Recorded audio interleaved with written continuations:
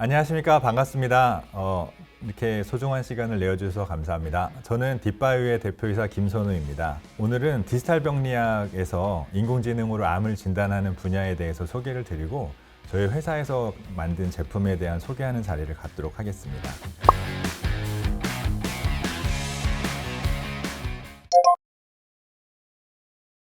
저희 회사는 2015년 10월에 창업을 한 회사이고요. 지금까지 창업한 이후에 여러 가지 제품에 대한 개발, 그 이후에 투자 유치까지 해서 지금 거의 만 9년 가까이 사업을 하고 있는 회사입니다.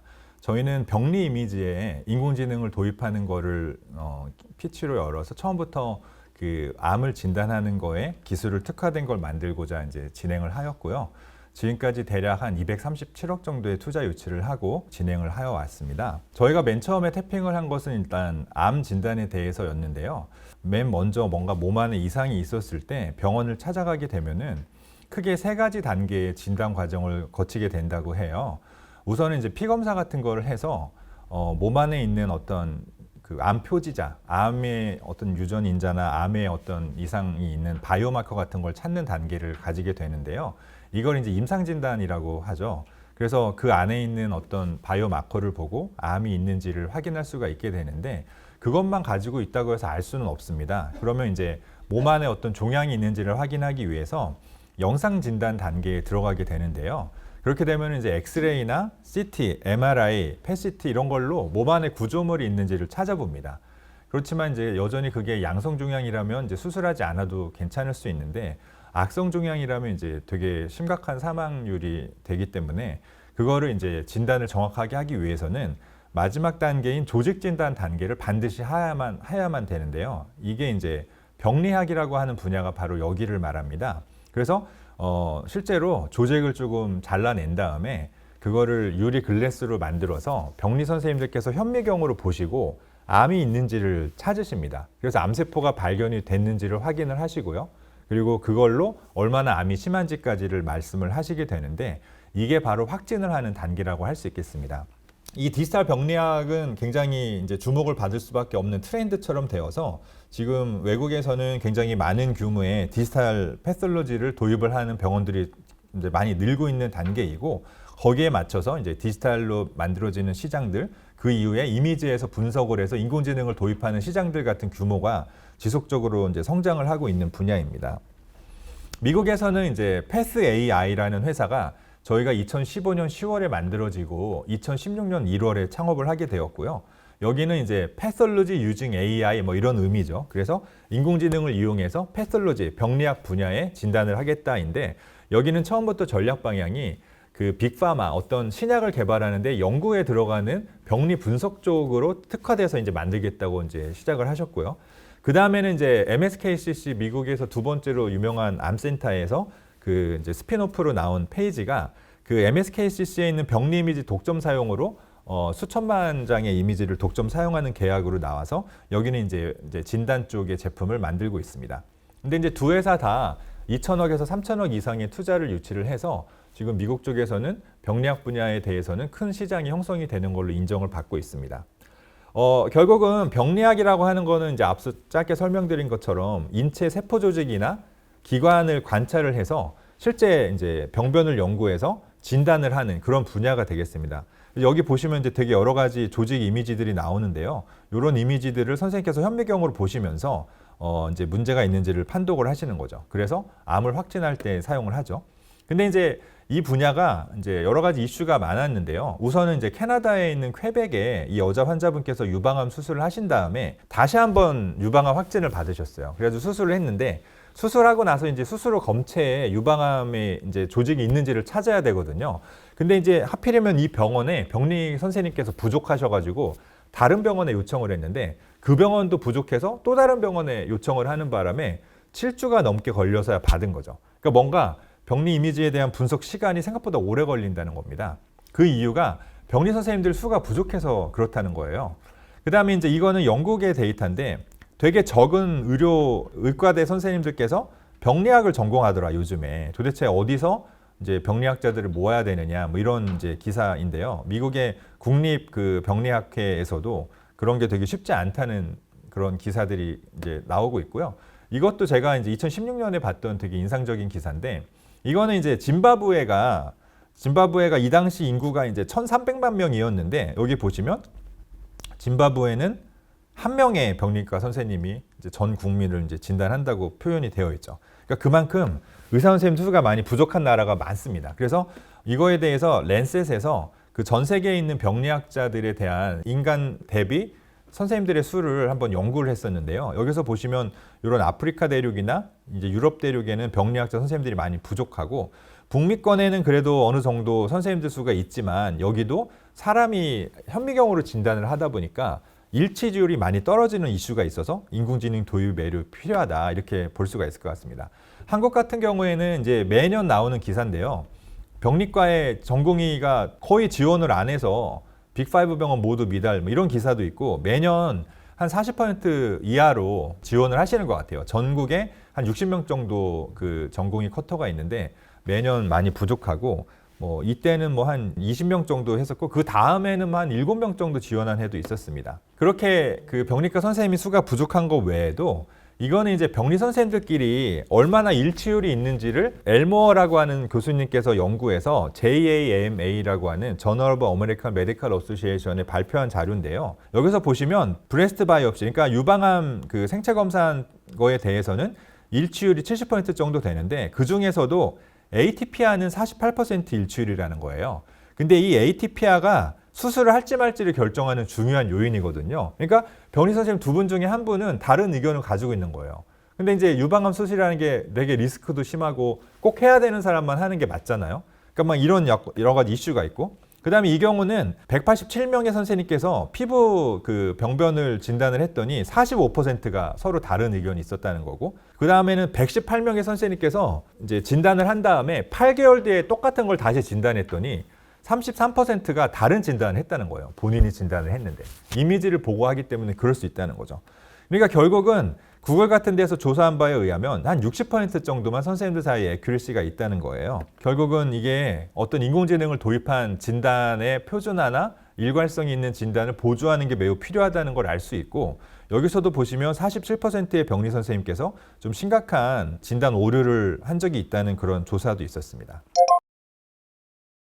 한국 같은 경우에는 이제 2011년에 세브란스 병원에서 이제 유방암 진단을 받은 여자분께서 내가 유방암인지 믿을 수 없다고 해서 서울대병원에 갔는데, 서울대병원에서는 세브란스 병원은 되게 좋은 병원이니까 거기 병리과에서 유방암이 있다고 했으니 병리과 소견대로 수술을 하셨는데, 나중에 검사를 해보니까 유방암이 발견되지 않았어요. 그래서 의료 사고가 났는데 환자분이 너무 억울해서 소송을 걸었습니다. 근데 나중에 알고 보니까 글래스 슬라이드를 만들 때 앞에 환자 슬라이드 티슈가 들어간 거예요. 그러니까 본인 티슈가 아닌 게 들어가서 암 환자 티슈가 들어가서 나중에 이런 문제가 생겼다는 케이스가 있고요. 이거는 이제 17년에 아주대 병원에서 전립선을 떼어낸 환자분이 굉장히 힘들고 아프고 이제 배뇨가 장애가 많고 해서 고통의 나날을 보냈는데, 역시 조직 안에 전립선 암이 없었습니다. 이것도 똑같이 다른 암 환자의 조직이 끼어 들어가서 이런 식의 어떤 이슈가 있어서 이런 걸 잘 관리하고 디지타이제이션을 도입하고 인공지능을 도입하는 것이 필연적이지 않을까 하는 생각을 좀 할 수 있습니다. 그래서 저희가 첫 번째로 태핑을 한 암은 전립선 암인데요. 전립선은 여기서 보시면 장기가 몸 안에 숨어 있어요. 그래서 이게 진단하기가 생각보다 어렵습니다. 그리고 나중에 여기에 암이 생기면 이렇게 부풀어 올라가지고 되게 커지거든요. 그러면 나중에 이제 이런 검사를 통해 가지고 암 소견이 있는 환자는 바이옵시로 바늘로 이제 뽑는 걸 해야 됩니다. 근데 생각보다 많은 사람들이 암 환자가 있고요. 그러니까 장수하면 할수록 무조건 걸리는 암이라 지금은 이제 더 많아지고 있는 추세입니다. 그래서 미국인 7명 중에 1명은 전립선암 상태고요. 300만 명이 전립선암 투병을 하고 있습니다. 그리고 매년 3천만 명이 전립선암 검진을 피를 뽑아서 하는데, 그 중에 100만 명이 조직 검사를 해요.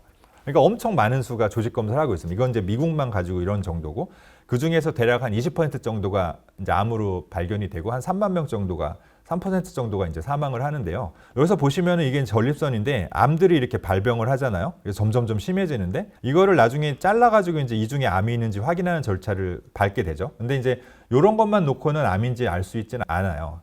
근데 이제 문제가 뭐냐면 바늘로 탁 총을 쏘거든요. 근데 요 사이에 바늘이 들어가면 암이 안 나와요. 요 조직 암과 암 사이에 바늘이 들어가면 암이 있어도 없다고 나와요. 그러니까 그 단계부터 암이 발견이 안 될 수도 있는 거예요. 그래서 이게 생각보다 쉽지가 않습니다. 그 다음에 이제 이거는 단면을 잘라낸 건데 이거를 염색해가지고 이제 확대해서 이제 보면 암을 찾을 수가 있거든요. 이제 병리 선생님들이 그런 일을 하시죠. 근데 이 부분이 이제 프로스테이트 캔서 에어리어고 이 부분은 비나인 프로스테이트 하이퍼플라지아라고 해서 여기가 전립선 안 부분이고 여기는 전립선 비대증 조직이에요. 그래서 나중에 이제 이런 걸 보고 이제 환자한테 정확한 치료를 할 수밖에 없죠. 그래서 아까 말씀드린 것처럼 몸 안에 있어서 이제 진단이 어려우니까 이런 초음파 기계를 넣어서 초음파를 확인한 다음에 전립선의 위치를 보고 바늘로 4곳, 4곳, 4곳 해서 12곳 정도의 조직을 띄어내요. 그래가지고 그걸 가지고 이제 확인을 하는데 약간 본인이 이제 이 컨디션이 안 좋거나 방금 찔른 데를 기억을 못하면 찔른 쪽을 또 찔릴 수가 있어요. 그러니까 이게 되게 사람의 실수라는 게 나올 수 있는 분야가 있습니다. 그래서 이제 그런 식으로 해서 잘라낸 거를 이렇게 파라핀에 굳혀가지고 이거는 이제 바이옵시 4개를 하나의 조직에다가 파라핀에 굳혀서 얇게 썰어서 염색을 한 거거든요. 요걸 보시면 이제 선생님께서 암인지 찾게 되는데 여기 파란색 사인펜이 현미경으로 암을 찾은 다음에 유리 우에다가 표시하신 거예요. 나중에 다시 보실 때 편하시게. 그래서 지금은 유리 우에다가 이렇게 사인펜으로 표시해 놓습니다. 그 다음에 이제 이 스캐너로 스캔을 하면 이제 이미지가 이렇게 나오죠. 그러면 이제 저희가 이제 삼성병원이랑 처음에 연구를 할 때 이런 이미지를 딱 받고 여기에 이제 12개의 각각 진단에 대해서 이 12장의 이미지를 받아서 얘는 이제 1번에 해당되는 이미지인데 아데노 카시노마. 아데노가 이제 글랜드라는 의미입니다. 샘. 카시노마가 암이에요. 그래서 여기에 암이 있다. 그 다음에 이제 얼마나 된다.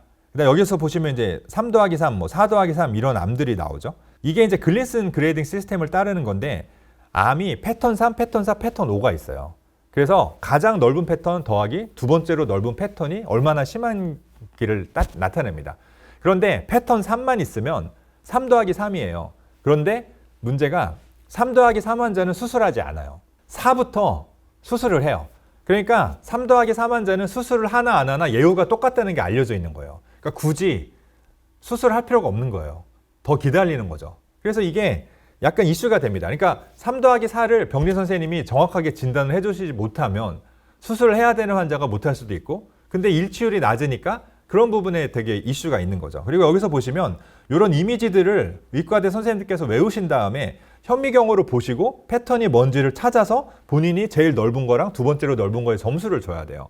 눈으로 막 이미지를 본 다음에 바로 점수를 줘야 되니까 생각보다 쉽지 않습니다.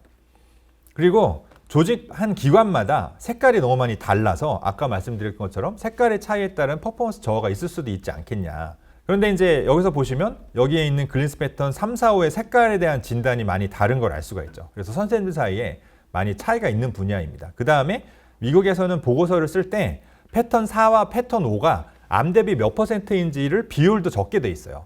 근데 이 비율을 어떻게 적겠습니까? 암이 여기저기 흩어져 있는데 흩어져 있는 암을 다 합한 다음에 그 중에서 패턴 4만 골라가지고 몇 %인지를 써야 돼요. 그러니까 확실히 인공지능이 굉장히 필요하지 않겠냐라고 생각을 할 수가 있을 것 같고요.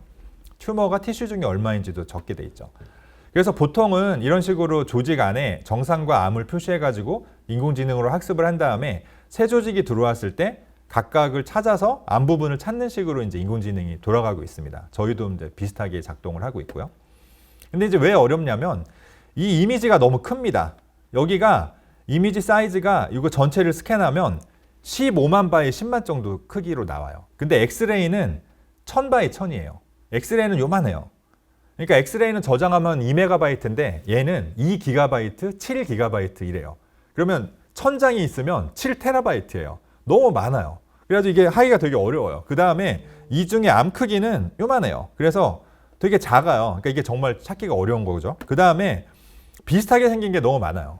튜머처럼 생긴 거랑 튜머가 아닌 거랑 이게 눈으로 보고 헷갈릴 수가 있습니다. 데이터가 너무 많다 보니까 이제 프로세싱 자체도 어려워서 구글 같은 데서 결국은 그 림프절에 암전이가 있는 걸 찾는 제품을 만들어 봤는데 이걸 가지고 실험을 해봤어요. 그랬더니 같이 구글 거를 썼을 때 얼마나 이게 도움이 되는지를 테스트한 거죠. 그랬더니 되게 작은 암전이를 찾는 데는 시간이 많이 줄었다. 이 파란색이 함께 진단한 건데 시간이 많이 줄었고 그 다음에 정확도가 좀 많이 높아졌다. 그렇죠. 아무래도 이 부분 이상하다고 딱 알려주면 그걸 딱 보고 아 암전이가 있구나라는 걸 알 수가 있으니까요. 그 다음에 개인적으로 느꼈을 때 확신도가 많이 높아졌다. 이런 의견을 줬단 말이죠. 그러니까 결국은 인공지능을 가지고 하면 되게 좋을 것 같다는 생각을 많이 하고 있었죠. 여러 번의 단계 연구에 따라서. 그 다음에 이건 이제 구글에서 전립선에 대한 그 제품을 만들기 위해서 이제 한번 연구를 했던 건데 되게 넓은 그 영역을 어노테이션을 해봤어요. 그래가지고 이게 정답을 만든 다음에 인공지능이 찾은 거랑 비교하는 걸 한번 해본 거죠. 구글 쪽에서. 그랬더니 뭐 비슷하게 나왔다. 뭐 이런 내용이에요. 근데 여기서 문제가 되는 게 여기서 보시면 이제 녹색, 노란색, 빨간색만 보시면 돼요. 이게 녹색이 3점, 노란색이 4점, 빨간색이 5점인데 이 부분을 8명의 병리 선생님, 미국에서 제일 잘하는 GU 패솔로지스트, 전립선 전문으로 보시는 선생님들이 3, 4, 5를 표시를 한 거를 이제 어떻게 표시했는지 보시면 색깔만 보세요. 노란색, 빨간색 여기 있죠. 녹색. 그러니까 3점, 여기 5점, 여기 4점이에요. 근데 두 번째 선생님은 여기는 거의 없고 여기도 많이 부족해요. 근데 여기 어쨌든 녹색, 노란색이죠. 세 번째 선생님은 여기는 없지만 어쨌든 비슷하게 했지만 네 번째 선생님은 빨간색이 하나도 없죠. 그럼 점수가 완전히 바뀌어요. 5점이 없어졌어요. 4점, 뭐 3점, 4점이죠. 근데 이 선생님은 대부분 녹색이에요. 여기 조금 있죠. 그러니까 이거는 이제 3이 훨씬 많아요. 4보다. 그 다음에 이 선생님은 전부 또 3점이에요. 그러니까 이게 선생님들마다 자기 병원에서 프로스테이트 대표로 보시는 선생님들인데 이 부분에 대해서 의견이 다 다르신 거예요. 근데 이 선생님은 대부분 또 노란색이죠. 그러니까 8명의 선생님이 이 부분은 또 암 자체가 많이 작죠. 그러니까 이만큼 8명의 선생님마다 진단되는 게 너무 달라서 이게 생각보다 이 선생님들 사이에 불일치율도 많고 이걸로 정답지를 만들어서 학습하는 것도 쉽지가 않다는 걸 알 수가 있습니다. 그 다음에 의료기관면의 색감의 차이로 퍼포먼스 저하가 있는 이슈도 있고요. 그래서 보정을 해도 별로 이렇게 좋은 효과가 없을 수도 있죠. 그래서 결국은 2016년에 이 림프노드에 있는 암전이를 찾는 대회에서 패스AI라고 하는 회사가 우승을 합니다. 여기 이제 하버드 병리과 선생님이랑 MIT 딥러닝 박사가 같이 만든 회사죠.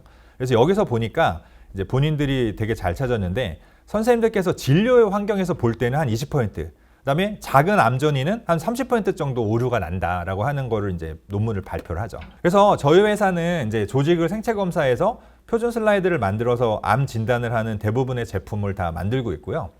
그래서 지금 보시는 것처럼 조직을 준비해서 염색을 한 다음에 현미경으로 분석해서 진단하는 단계를 스캔한 이미지에서 우리 회사의 소프트웨어로 진단된 결과를 가지고 다음에 치료에 좀 영향을 주는 식의 이제 워크플로우를 만들고 있습니다.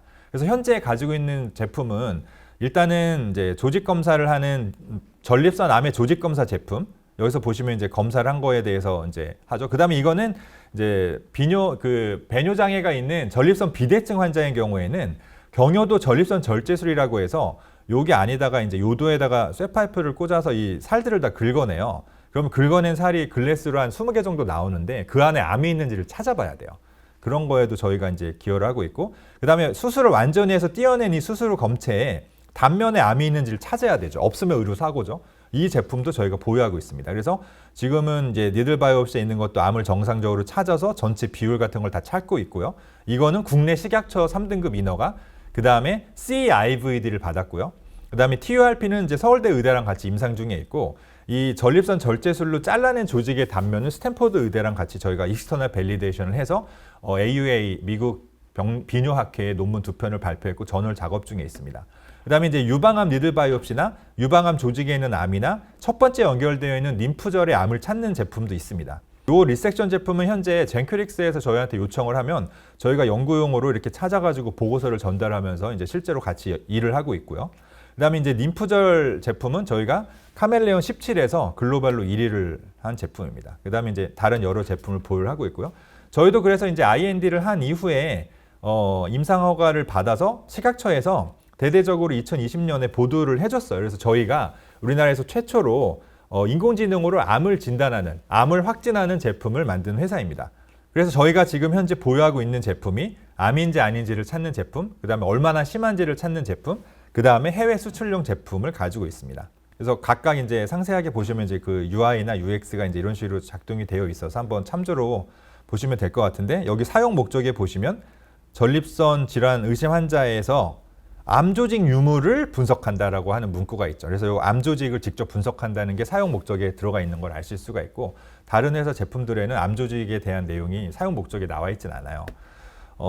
그래서 저희가 이제 보고서 같은 걸 만들어 가지고 이렇게 얼마나 심한지랑 비율 같은 거를 다 주는 기능이 들어가 있고요. 최근에는 이제 이 시스템 바이옵시로 한 12군데에 대해서 전체 암이 어떻게 되어 있는지, 그 다음에 이 빨간색이 암 부분이죠. 그 다음에 각각의 테이블로 어떻게 암이 있는지를 한목에 딱 들어올 수 있는 걸 만들어가지고 지금 보고서를 선생님들께 제공하는 서비스를 하고 있고, 각각의 이제 바이옵시 한 슬라이드 하나마다 어떻게 생겼고 이 중에 암이 어떻게 분포되어 있는지까지 정확한 스냅샷을 주는 것까지를 보고서를 만드는 기능을 가지고 있고, 저희도 이거를 이제 비급여 코드를 신청해서 국내에 이제 보고서로 매출을 내는 거를 고민하고 있습니다. 그래서 CE-IVD를 이제 받은 내용이고요.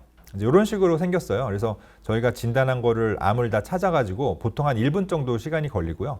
여기에 보면 패턴 3, 4, 5의 위치가 다 나오고 전체 암 대비 몇 %인지 정도가 나옵니다.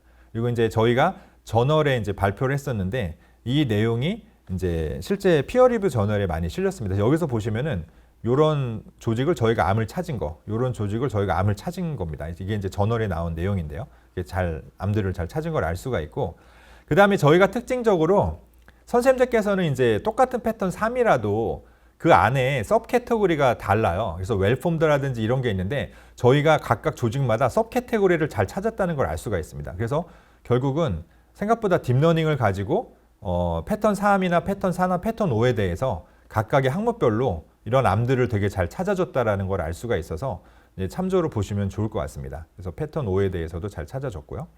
그래서 뭐 유방암 제품이나 이제 림프노드 제품이 있고, 올해는 이제 IHC 기반의 신약 개발에도 활용이 될 수 있는 컴패니언 다이그노시스 제품 툴셋을 지금 릴리즈하려고 하고 있습니다. 그래서 저희가 패스AI가 2016년에 글로벌 1위를 하고 2017년 대회에서는 저희 회사가 글로벌 1위를 해서 그때부터 이제 저희 회사가 이제 글로벌로 주목을 받기 시작했고, 프로스테이트 진단하는 암 진단 제품은 저희가 글로벌 리더십을 가지고 있습니다. 그래서 요거는 이제 에디슨 어워드, 실버 어워드를 받은 거고요. 1등은 이제 머크에서 세계 최초의 에볼라 바이러스 백신 제품이 받았고, 저희는 이제 세계 최초의 전립선암 인공지능 진단으로 이제 수상을 하였습니다. 그래서 피어 리뷰 저널에 논문을 내기도 해서 캔서스라는 저널에 저희 회사의 그 클리니컬 밸리데이션 임상적 유효성이 논문이 게재가 되었고, 그 이후에 미국 병리학회나 암학회에 계속 지속적인 논문을 내고 있어서 재작년부터 한 10편 이상, 뭐 작년에도 10편 이상, 올해는 현재 병리학회 4편, 암학회 3편의 논문이 억셉트 된 상태고 계속해서 서브미션을 하고 있습니다. 이것도 이제 선생님이 비교한 거와 암이 진단한 것이 거의 유사하게 나왔다라고 하는 그런 결과가 되겠습니다. 그래서 이제 저희가 각각 세부 항목별로 암을 진단한 걸 보시면 암들을 되게 잘 찾는 걸 알 수 있고요. 다만 이제 각각의 3, 4호에 대한 의견이 조금 다를 수는 있는데요. 그거는 이제 선생님들 사이에서도 의견이 다르기 때문에 저희도 한 명의 의사 선생님으로서 어느 정도 의견을 내는 수준까지 지금 결과가 나왔다는 걸 알 수가 있고, 특히 국내에서 9개 병원과 IRB를 하면서 연구를 하다 보면 병원에서 직접 데이터가 쌓이잖아요. 그래서 병원에서 직접 쓴 데이터를 보다 보면 암이 없다고 하는 환자에서 저희가 암을 찾은 경우가 좀 있어요. 그럼 나중에 이거를 염색을 해서 보면 이 부분에 그 갈색 반응이 없으면 이게 암이거든요. 여기 암 환자를 잘 찾았다는 걸 알 수가 있고요. 여기도 보면 이제 이런 부분에 갈색 반응이 없죠. 암 환자를 찾은 거고, 여기도 보면 이제 이런 부분에 갈색이 안 나타나 있죠. 암을 찾았다고 볼 수 있고, 여기도 보면 이런 부분은 갈색인데 여기는 이제 암이 아닌데 나머지는 암을 잘 찾았다고 볼 수가 있어서, 저희 제품이 어쨌든 의료 보조기기로서 선생님들 사이에 일치도나 정확도를 높여주는데 굉장히 중요한 역할을 하지 않을까라고 생각을 합니다. 앞으로는 이제 인공지능을 활용해서 의료 진료 환경의 개선을 하는 제품을 많이 만들어내는데 집중을 하도록 하겠습니다. 여기까지 경청해 주셔서 너무 감사합니다. 저희가 디지털 패솔로지는 사실은 할 일이 되게 많잖아요. 스캔도 해야 되고, 그 병원마다 영업하면서 이미지도 받아야 되고, 스캔해서 올렸다가 병원이 가지고 있는 LIS, Laboratory Information System이랑 연동도 해야 되고, 그러니까 이제 그런 구현을 많이 해야 되다 보니까 저희가 미국 시장은 이제 주력으로 하되, 다른 나라에 대해서는 세계 각국에 있는 디지털 패솔로지 플랫폼 벤더들하고 세일즈 파트너십 계약을 맺어서 한 10곳 정도 계약을 맺었고요. 그 다음에 글로벌 대기업 2곳이랑도 지금 계약 추진 중에 있어서 조만간 이제 발표를 할 계획이에요. 그래서 굉장히 많은 그런 디지털 패솔로지 하는 각 나라마다 대표되는 기업들과 계약을 하고 있고, 거기에 딸려 있는 병원들과 POC를 하고 있고, 지금 고객 디플로이 하기 직전에 한 10개 정도 지금 디플로이 하는 것이 지금 올해 상반기에 가능할 걸로 예상을 하고 있습니다. 그래서 지금 뭐 남스페인 2곳, 뭐 이탈리아 2곳, 뭐 프랑스 한 3곳, 뭐 스위스 한 2곳, 뭐 여러 개의 나라들의 지금 이제 도입을 위한 이제 POC를 하고 있고요. 그리고 이제 미국 같은 경우에는 저희가 2019년부터 디지털을 100% 하고 있는 랩과 파트너십을 맺어서 거기가 가지고 있는 그 진단하는 거를 원격으로 하는 그 디지털 패스로지 뷰어에서 버튼만 누르면 저희 진단이 바로 보이는 UI가 구현이 돼서 70만 코어 이상을 저희가 이미 진단을 했어요. 그래서 퀄리티 어슈어런스로 저희 걸 쓰고 있고 그걸 어떻게 모니타이제이션 할지를 양사 간에 좀 협업을 하고 있는 단계입니다. 근데 아직까지는 이제 보험 수가가 미국에 없다 보니까 그거를 이제 보험을 받지 못하는 상태에서 이제 고민을 하고 있는 상태고요.